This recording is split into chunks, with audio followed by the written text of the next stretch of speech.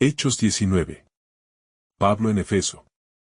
Aconteció que entre tanto que Apolos estaba en Corinto, Pablo, después de recorrer las regiones superiores, vino a Efeso, y hallando a ciertos discípulos, les dijo, ¿recibisteis el Espíritu Santo cuando creísteis? Y ellos le dijeron, ni siquiera hemos oído si hay Espíritu Santo. Entonces dijo, ¿en qué, pues, fuisteis bautizados? Ellos dijeron, en el bautismo de Juan. Dijo Pablo, Juan bautizó con bautismo de arrepentimiento, diciendo al pueblo que creyesen en aquel que vendría después de él, esto es, en Jesús el Cristo. Cuando oyeron esto, fueron bautizados en el nombre del Señor Jesús. Y habiéndoles impuesto Pablo las manos, vino sobre ellos el Espíritu Santo, y hablaban en lenguas, y profetizaban. Eran por todos unos 12 hombres. Y entrando Pablo en la sinagoga, habló con denuedo por espacio de 3 meses, discutiendo y persuadiendo acerca del reino de Dios. Pero endureciéndose algunos y no creyendo, maldiciendo el camino delante de la multitud, se apartó Pablo de ellos y separó a los discípulos, discutiendo cada día en la escuela de uno llamado Tirano. Así continuó por espacio de 2 años, de manera que todos los que habitaban en Asia, judíos y griegos, oyeron la palabra del Señor Jesús.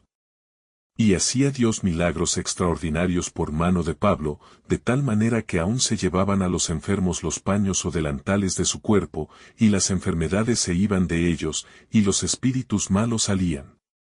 Pero algunos de los judíos, exorcistas ambulantes, intentaron invocar el nombre del Señor Jesús sobre los que tenían espíritus malos, diciendo, os conjuro por Jesús, el que predica Pablo. Había 7 hijos de un tal Esceva, judío, jefe de los sacerdotes, que hacían esto. Pero respondiendo el espíritu malo, dijo, a Jesús conozco, y sé quién es Pablo, pero vosotros, ¿quiénes sois?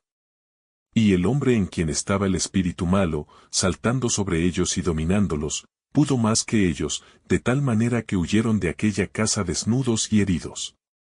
Y esto fue notorio a todos los que habitaban en Efeso, así judíos como griegos, y tuvieron temor todos ellos, y era magnificado el nombre del Señor Jesús.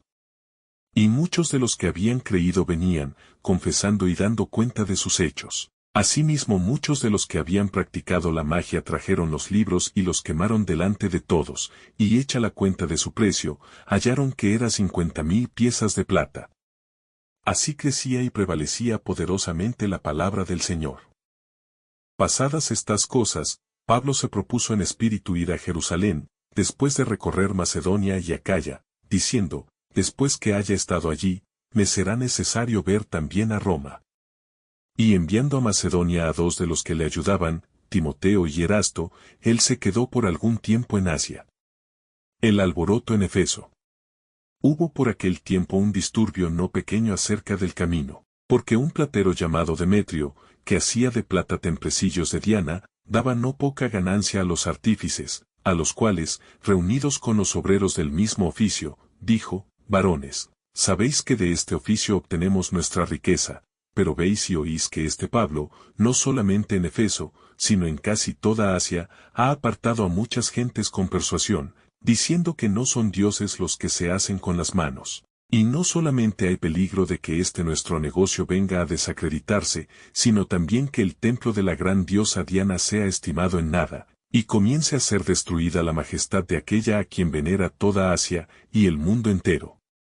Cuando oyeron estas cosas, se llenaron de ira, y gritaron, diciendo, grande es Diana de los Efesios. Y la ciudad se llenó de confusión, y a una se lanzaron al teatro, arrebatando a Gayo y a Aristarco, macedonios, compañeros de Pablo.